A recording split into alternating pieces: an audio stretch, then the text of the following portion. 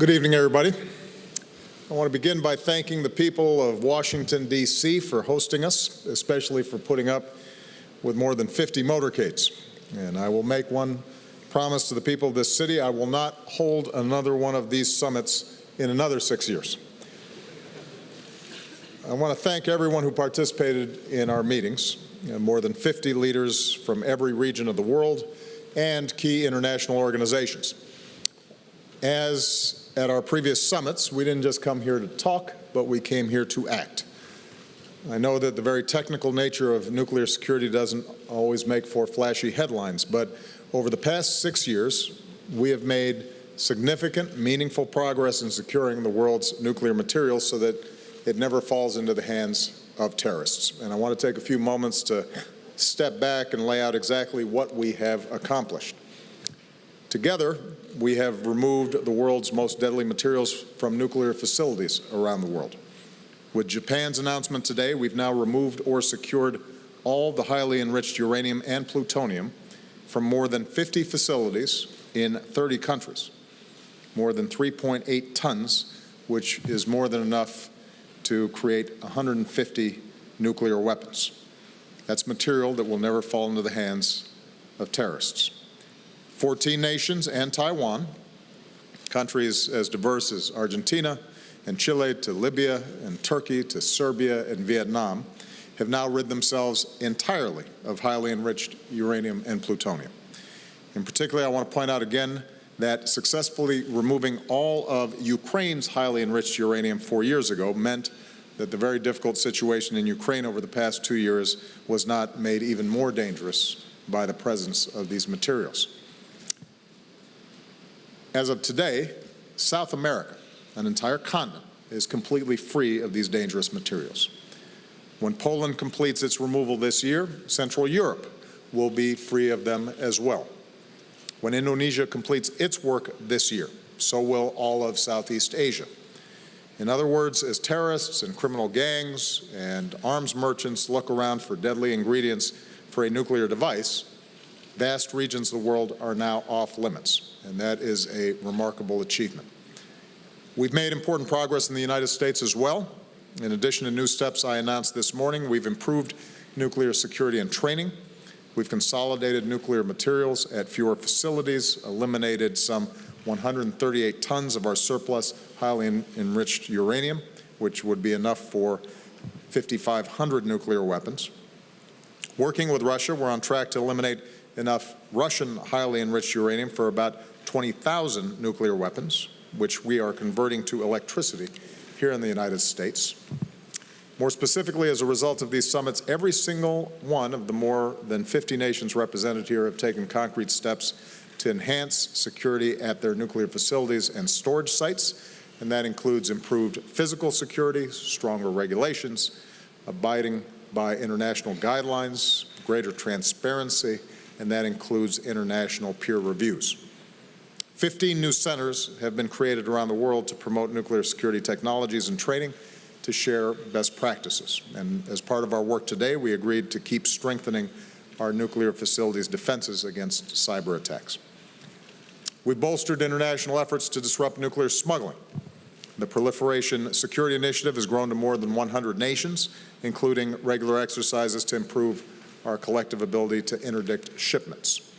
The United States and 36 partner countries have worked to install radiation detection equipment at more than 300 international border crossings, airports, and ports, and we are developing new mobile detection systems as well. And finally, as I noted this morning, we've strengthened the treaties and international partnerships that are a foundation for so many of our efforts. So again, we have made significant progress, and everyone involved in this work, especially our teams who have worked tirelessly for years, can take enormous pride in our achievements. Nevertheless, as I said earlier, our work is by no means finished. There's still a great deal of nuclear and radioactive material around the world that needs to be secured. Global stocks of plutonium are growing. Nuclear arsenals are expanding in some countries with more small tactical nuclear weapons, which could be at greater risk of theft. And as a consequence, one of the central goals of this summit was how do we build on the work that has been done so that we have an international architecture that can continue the efforts, even though this is the last formal Leaders Summit. So even as this is the last of those leader-level summits, today we agreed to maintain a strong architecture, including through the United Nations, the International Atomic Energy Agency, and Interpol, to carry on this work and to provide the resources and technical support that is needed to continue this mission. And we are creating a new nuclear security contact group, senior-level experts from more than 30 of our countries who will meet regularly to preserve the networks of cooperation we've built, to institutionalize this work, and to keep driving progress for years to come. At our session on ISIL this afternoon, there was widespread agreement that defeating terrorist groups like ISIL requires more information sharing.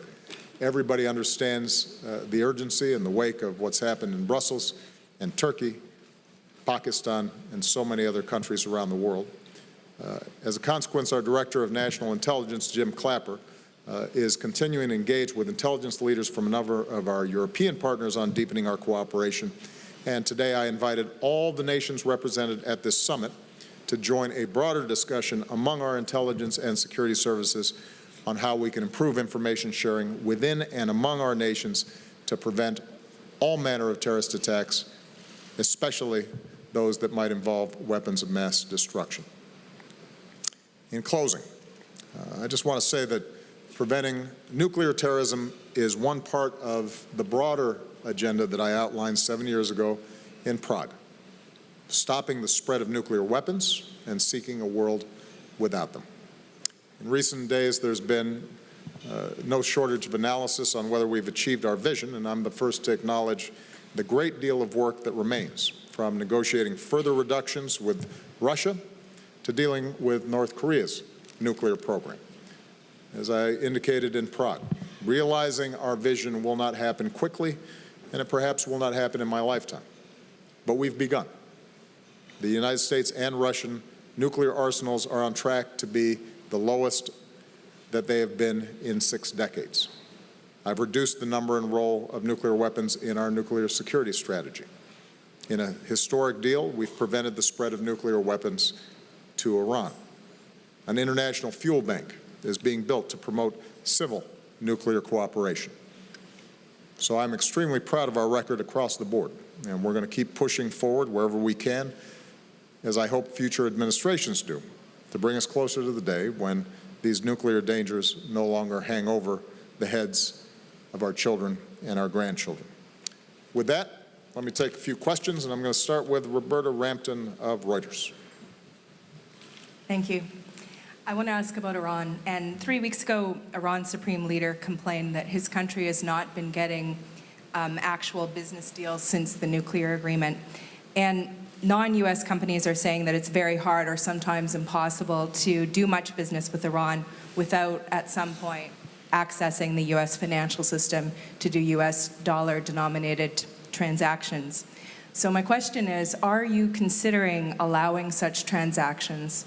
And if so, is that not a betrayal of your assurances that most U.S. sanctions would stay in place? That's not actually the approach that we're taking. Let me say broadly that so long as Iran is carrying out its end of the bargain, we think it's important for the world community to carry out our end of the bargain.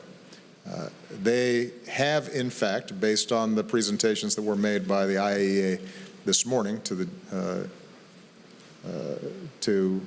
P5+1, have in fact followed the implementation steps that were laid out. And as a consequence, sanctions related to their nuclear program have been brought down. Part of the challenge that they face is that companies haven't been doing business there for a long time, and they need to get comfortable with the prospects of this deal holding. One of the things that Secretary Liu and his counterparts within the P5+1 and elsewhere are going to be doing is providing clarity to businesses about what transactions are in fact allowed. And it's going to take time over the next several months for companies and their legal departments to feel confident that in fact there may not be risks of liability if they do business with Iran. And so some of the concerns that Iran has expressed, we are going to work with them to address. It is not necessary that we take the approach of them going through dollar-denominated transactions. It is possible for them to work through European financial institutions as well. But there is going to need to be continued clarification provided to businesses in order for deal flows to begin. Now, what I would say is also important is Iran's own behavior in generating confidence that Iran's a safe place to do business. In a deal like this, my first priority, my first concern was making sure that we got their nuclear program stopped and material that they already had that would give them a very short breakout capacity, that was shipped out. That has happened. And I always said that I could not promise that Iran would take advantage of this opportunity in this window to re-enter the international community.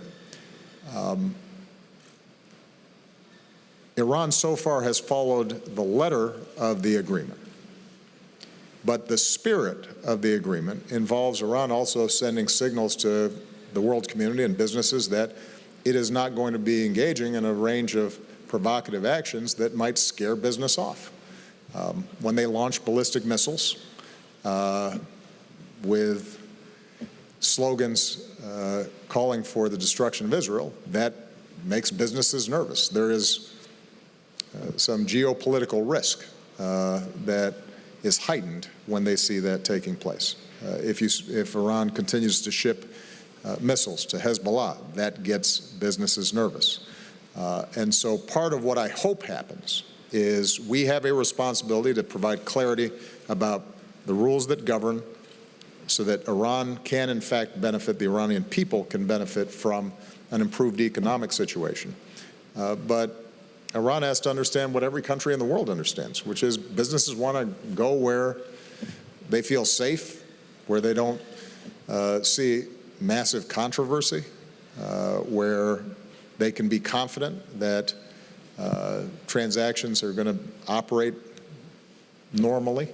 And that's an adjustment that Iran's going to have to make as well. And frankly, within Iran, I suspect there are different views in the same way that there are hardliners here in the United States who, even after we certify that this deal is working, even after our intelligence teams, Israeli intelligence teams say this has been a game changer, are still opposed to the deal on principle. There are hardliners inside of Iran who don't want to see Iran open itself up to the broader world community and are doing things to potentially undermine the deal. And so those forces that seek the benefits of the deal, not just in narrow terms, but more broadly, we want to make sure that over time, they're in a position to realize those benefits. Okay. David Nakamura. Thank you, Mr. President. As you mentioned at the beginning of your remarks, you just finished a working session with 50 world leaders about combating terrorism and groups like the Islamic State. And I wanted to ask you specifically about one of the strategies, prime strategies your administration is using in that effort.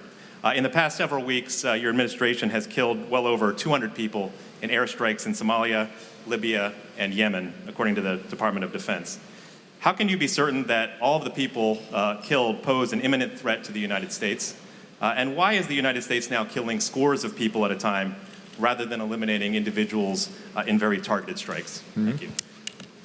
You know, we have constructed a fairly rigid and vigorous set of criteria for us evaluating the intelligence that we receive about ISIL, where it might be operating, where al-Qaeda is operating. These guidelines involve a whole range of agencies consulting extensively and are then checked, double-checked, triple-checked before kinetic actions are taken. And for the most part, our actions are directed at high-value targets in the countries that you just described, outside of the theater of Iraq and Syria. In some cases, what we're seeing are camps that, after long periods of monitoring, becomes clear are involved in and directing plots that could do the United States harm, or are supporting ISIL activities or al-Qaeda activities elsewhere in the world. So if after a long period of observation we are seeing that, in fact, explosive materials are being loaded onto trucks and individuals are engaging in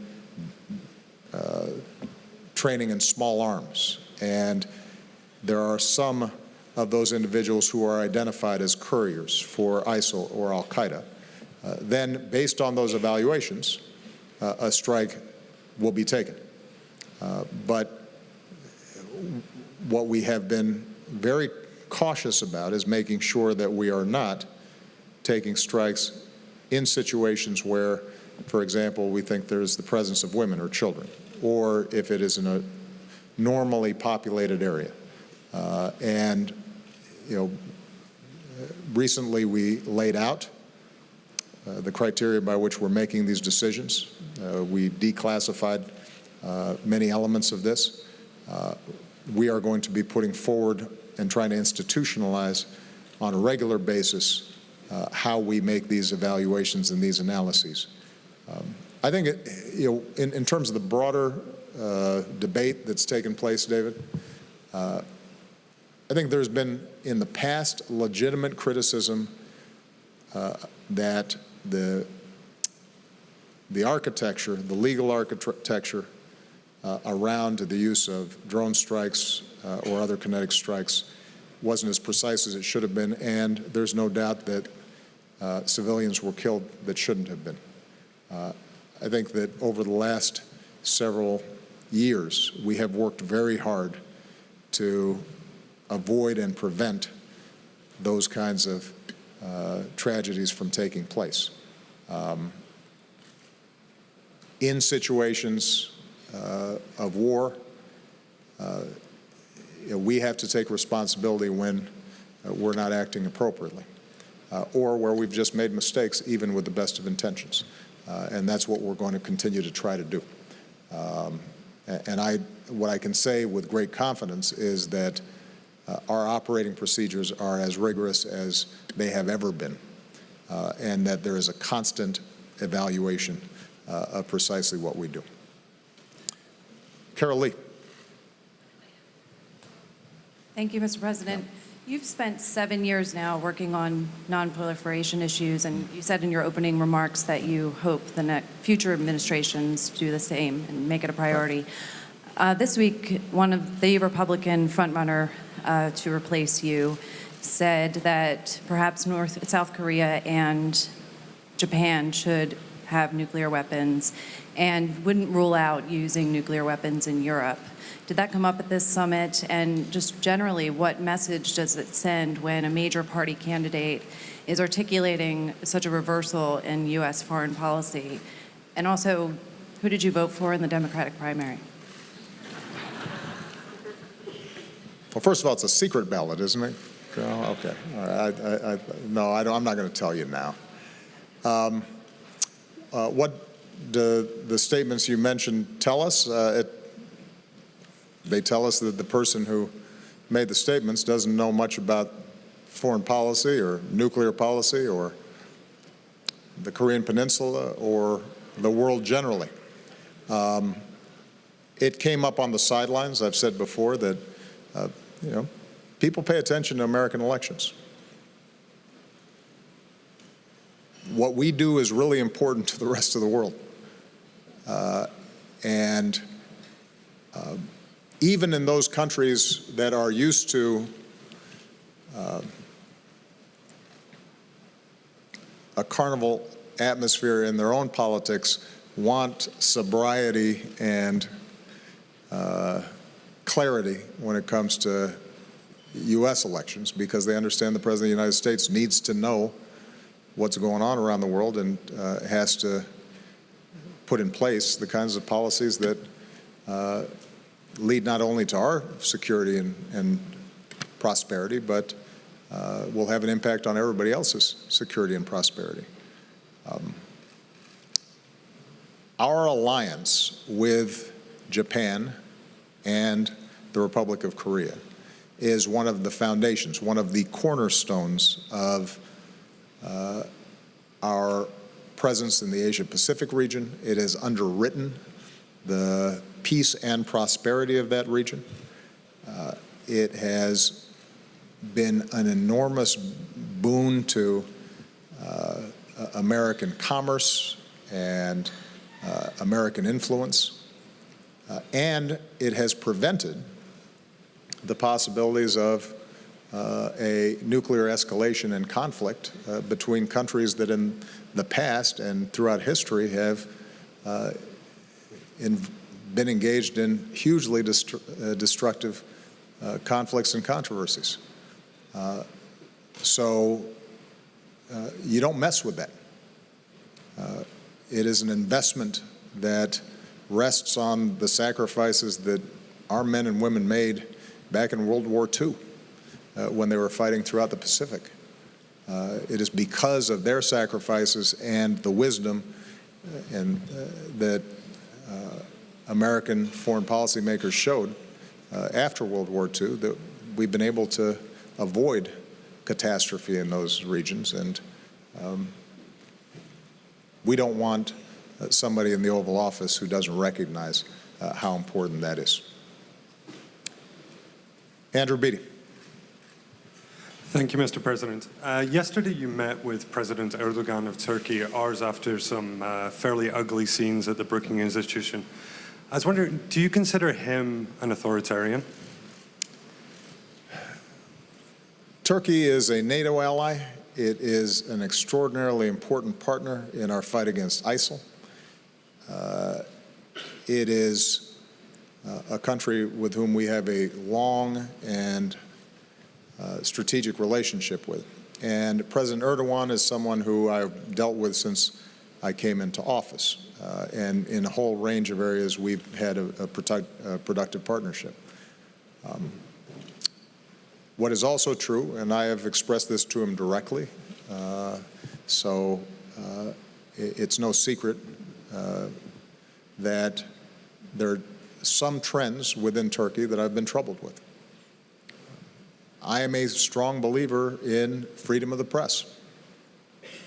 I'm a strong believer in freedom of religion. I am a strong believer in rule of law and democracy. And there is no doubt that President Erdogan has repeatedly been elected through a democratic process. But I think the approach that they've been taking towards the press is one that could lead Turkey down a path that would be very troubling. And we are going to continue to advise them and I've said to President Erdogan, remind him that he came into office with a promise of democracy, and Turkey has historically been a country in which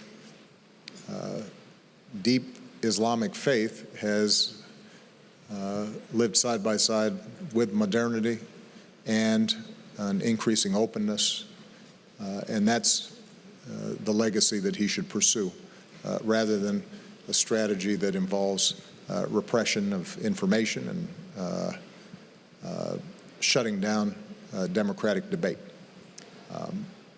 Having said that, I want to emphasize the degree to which their cooperation has been critical on a whole range of international and regional issues, and will continue to be.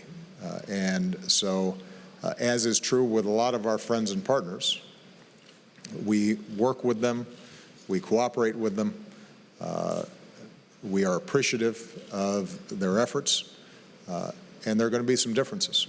And where there are differences, we will we will say so. And that's what I've tried to do here. I'll take one last question. This young lady right there.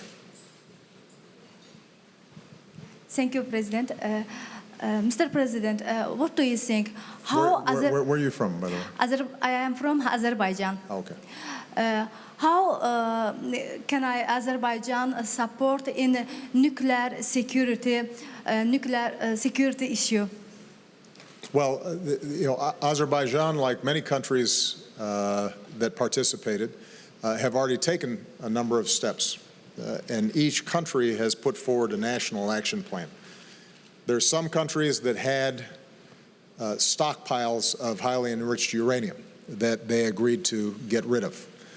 There are other countries that have civilian nuclear facilities, but don't necessarily have the best security practices, and so they have adopted better security practices. There are countries that could potentially be transit points for the smuggling of nuclear materials, and so they've worked with us on border controls and detection. And because of Azerbaijan's location, it's a critical partner in this process.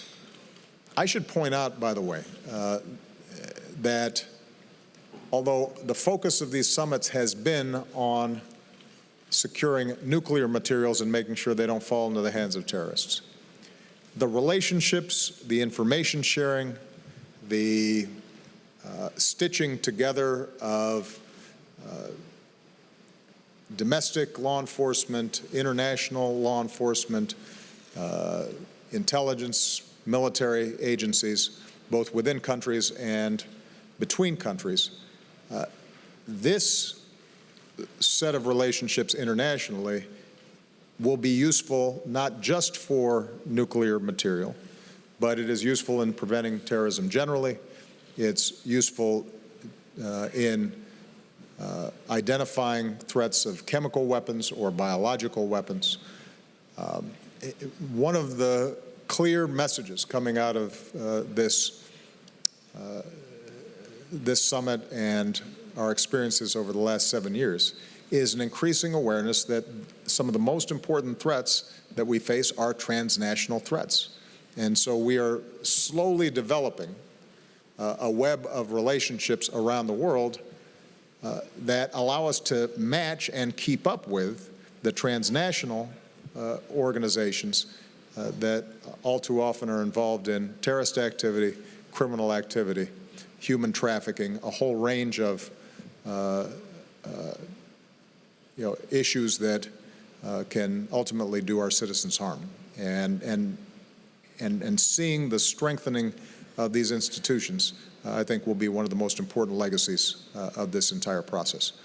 Mark Landler, since you had your hand up, I'll call on you one last question. Thank you, Mr. President. I wanted to ask a question about nuclear policy. Through these past 7 years, when you've pushed to rid the world of nuclear materials and fissile material, the U.S. nuclear industry has actually worked to improve miniaturization of warheads. And while it's not developed new classes of cruise missiles or warheads, it's worked to improve the technology. And that's prompted some in China and Russia to say, well, gee, we need to keep up. Are you concerned that the technological advances in the United States have had the effect of sort of undermining some of the progress you've made on the prevention side? I think it's a legitimate question, and I am concerned. Here's the balance that we've had to strike. We have a nuclear stockpile that we have to make sure is safe and make sure is reliable. And after the START treaty, the START II treaty that we entered into with Russia, we have brought down significantly the number of weapons that are active. But we also have to make sure that they're up to date, that their command and control systems that might have been developed a while ago are up to snuff, given all the technology that has changed since that time. and we have to make sure that our deterrence continues to work. And so even as we've brought down the number of weapons that we have, I've wanted to make sure that what we do retain functions, that it is not subject to a cyber intrusion, that there's sufficient confidence in the system that we don't create destabilizing activity. My preference would be to bring down further our nuclear arsenal.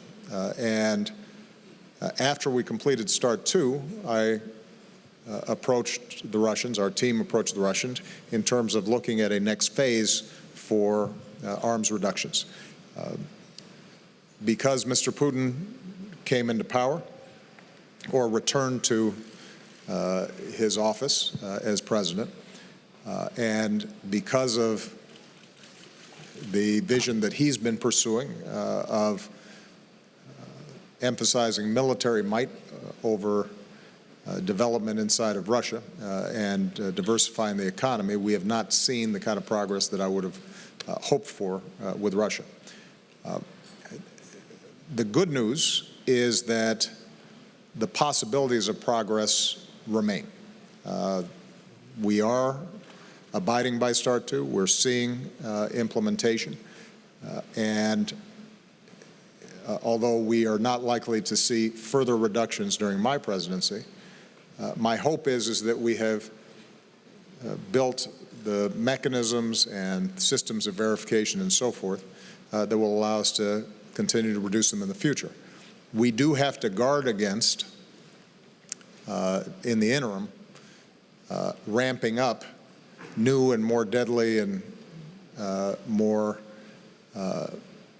effective systems that end up leading to a whole new escalation of the arms race. And in our modernization plan, I've tried to strike the proper balance, making sure that the triad and our systems work properly, that they're effective, but also to make sure that we are leaving the door open to further reductions in the future. But one of the challenges that we're going to have here is that it is very difficult to see huge reductions in our nuclear arsenal unless the United States and Russia, as the two largest possessors of nuclear weapons, are prepared to lead the way. The other area where I think we need to see progress is Pakistan and India, that subcontinent, making sure that as they develop military doctrines, that they are not continually moving in the wrong direction. And we have to take a look at the Korean Peninsula because the DPRK, North Korea, is in a whole different category and poses the most immediate set of concerns for all of us, one that we are working internationally to focus on, and that's one of the reasons why we had the trilateral meeting with Japan and Korea, and it was a major topic of discussion with President Xi as well. Okay. Thank you very much, everybody. Have a good weekend.